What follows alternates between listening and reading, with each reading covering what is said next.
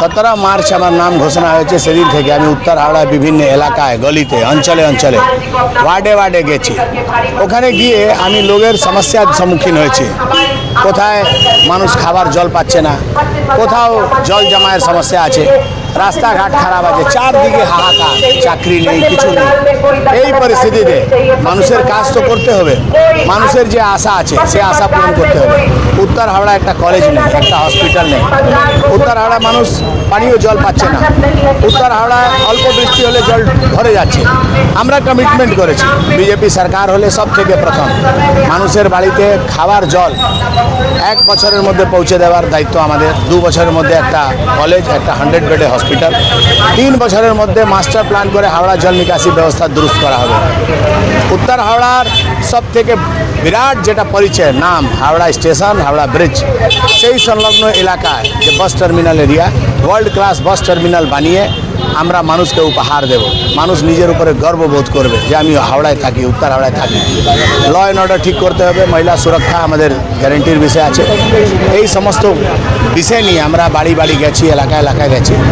টিএমসির কাছে লোকের খুব রাগ আছে, ক্ষোভ আছে।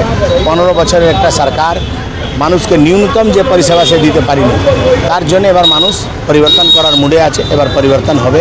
আজকে আমাদের প্রচারের শেষের দিকে মিঠুন চক্রবর্তী মহাগুরু আসবেন, এসে শীতলা মন্দির পর্যন্ত উনি রোড শো করবেন, মানুষের কাছে আবেদন করবেন।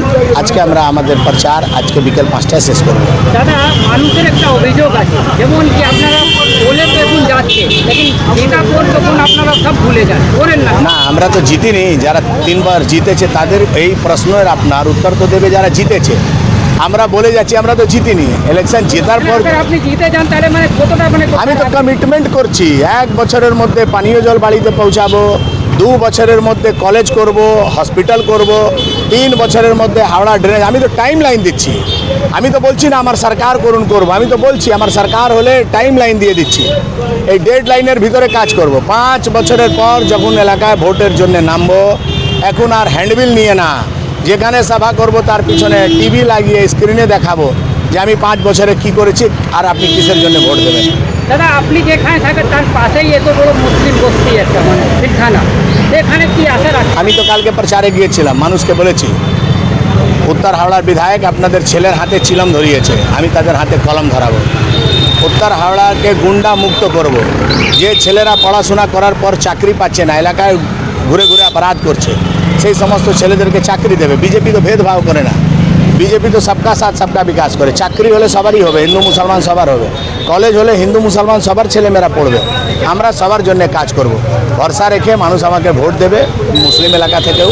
এবার আমি আগের যত ভোট পেয়েছি তার থেকে অনেক বেশি ভোট পাবো। দাদা, 1 মাস তো আপনি পুরো ভুললেন এই এরিয়াটা, কি মানে সব থেকে মূল আপনার কাছে মানুষ আজকের ডেটে একটা এমএলএর কাছে কি প্রত্যাশা করছে? খাবার জল, জল নিকাশি, এটা এমএলএর কাজ। মানুষ বলছে যে আমার জল নিকাশি হলেই হলো। এরা ভুলে গেছে যে এমএলএর কাজ কি। এমএলএর কাজ হচ্ছে ফ্লাইওভার করতে হবে, এমএলএর কাজ হচ্ছে হসপিটাল করতে হবে, কলেজ করতে হবে, একটা আইটিআই করতে হবে। ভালো, আমি তো বলেছি, আমি তো লিখিনি।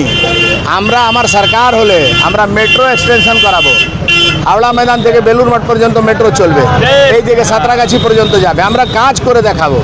মানুষ ভরসা রেখেছে, মানুষ চাইছে পরিবর্তন। এবার পরিবর্তন হবে, ডবল ইঞ্জিনের সরকার হবে। গৌতম চৌধুরী পূর্ণভাবে ফেল।